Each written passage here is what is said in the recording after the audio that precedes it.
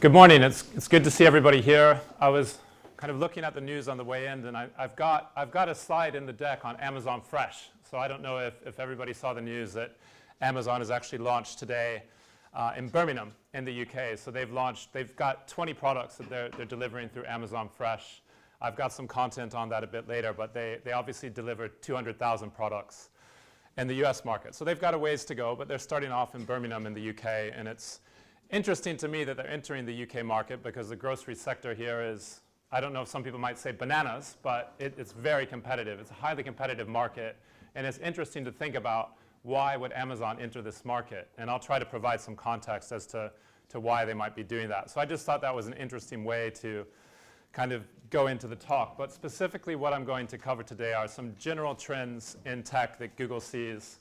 I'll talk a little bit about Google and what Google is doing with retailers, and then I'll provide what I think are some interesting examples of what bricks and mortars companies are doing that Google thinks is interesting and that I think you will find interesting. And just by way of introduction, I work with retailers mainly in the advertising side of Google. So I work a lot with the marketing teams of retailers and a lot with people in the grocery sector in the UK market. But the good news for you is I'm not here to talk about advertising today. I'm really focused on trying to talk about innovation that we see in the sector.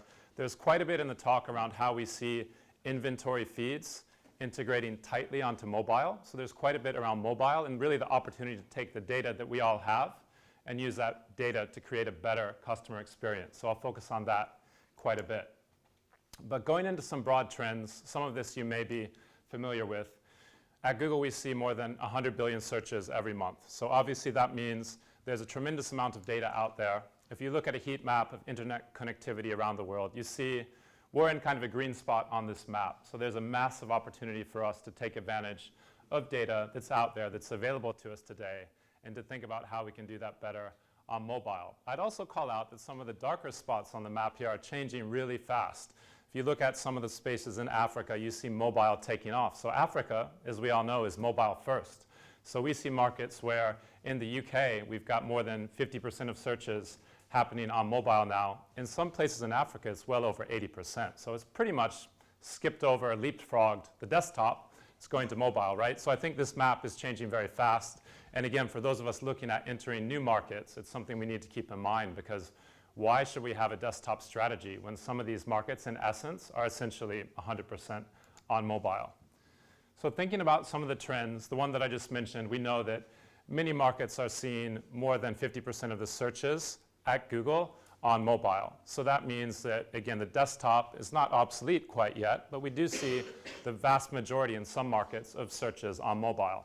And if you look at some markets, such as the markets I mentioned in Africa, other markets like Singapore, some markets perhaps like Turkey, you do see these figures on mobile searches going well over 50%, so approaching 70, 80%, et cetera. So again, it's something that we really need to be careful of.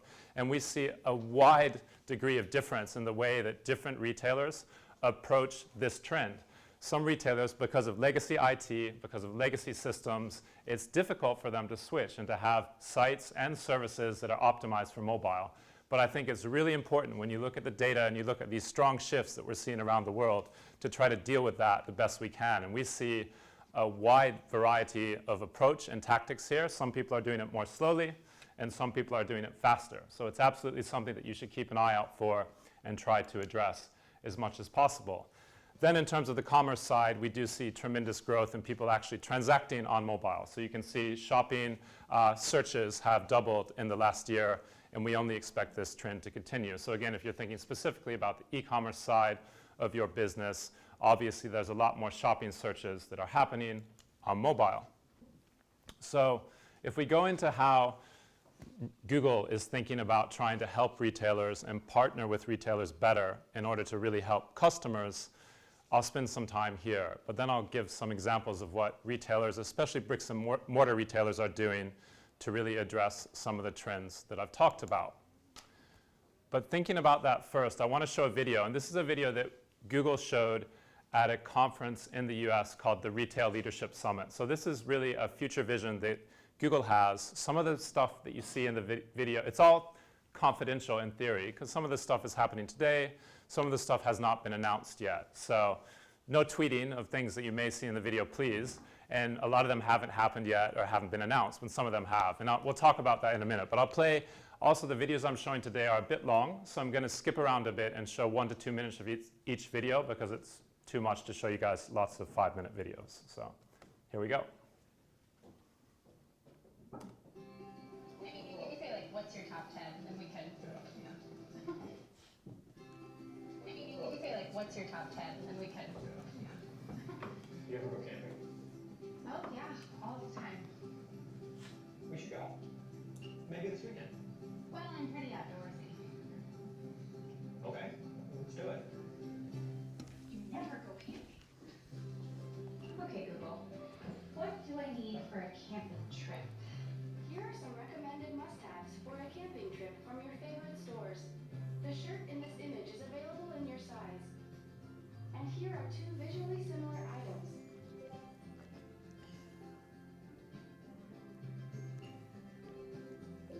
Your order has been placed.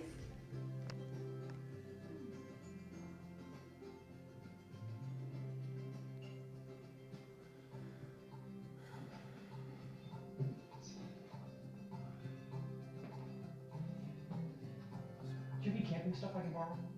You camping? Thanks for your help.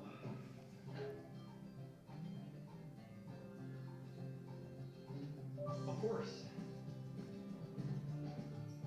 Okay, Google. Looks like I'm gonna need a camping tent.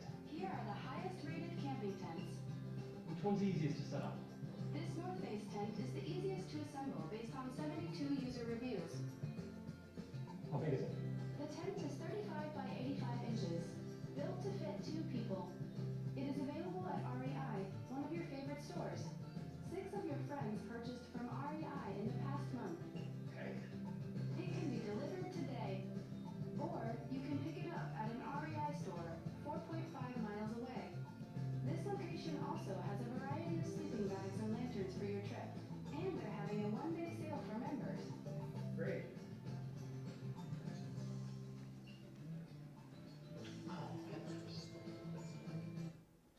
So I may skip ahead to the end, sorry. I think you get the idea. So there's a punchline. If we get to it, I may just skip it. So really, I think for Google, this is the way that Google is thinking about a lot of these moments are, they call them micro moments, but you could think about it, the kind of the awareness phase, the I want to know moments, the moments when then you're thinking about going either into the shop or maybe doing a transaction online. So those could be working your way down the traditional marketing funnel to kind of the I want to go, maybe the consideration phase, and then finally going into the bottom of the funnel to the I'm ready to buy. So, and again, thinking really about buying is buying in store or buying online. So those are a couple of ways that we can think about it and frame the conversation. And when we think about I want to know, Google is often thinking about ways to remove friction. So they've done a lot with conversational search. So how many of you have used either on Android or on iPhone? So maybe a few of you have. So some of you use conversational search. So that's useful in a way to take out friction, make it easier for people to start their searches. So if you say, OK, Google, I'm not going to do a live demo here. We often do that. You'd say, OK, Google, show me running shoes. And those running shoes easily show up on your mobile device. And that gives you the opportunity then to explore and kind of expand your awareness around this product when you're doing that initial research about a product or a service. Going into the next phase, the I want to go phase, we know, again, thinking about these trends on mobile and trends about searches near me, there's a pretty big increase in the amount of searches that people are doing for products and services that are near them, that are in a radius around them. And obviously, there's a lot that we can do, that all of us can do with geo-targeting to really reach people in a more efficient way. We also know that 1 in 4 people are afraid of going into a store, kind of, if they're not sure the product is in stock. So this is a survey that was simply saying, I'm not sure I'm comfortable going into the store because I really don't know if the product that I'm looking for is available in stock. So that may be true in some cases. That may be less true in other cases. So I think the statistic is an interesting one. It's one we could probably dive into a bit more.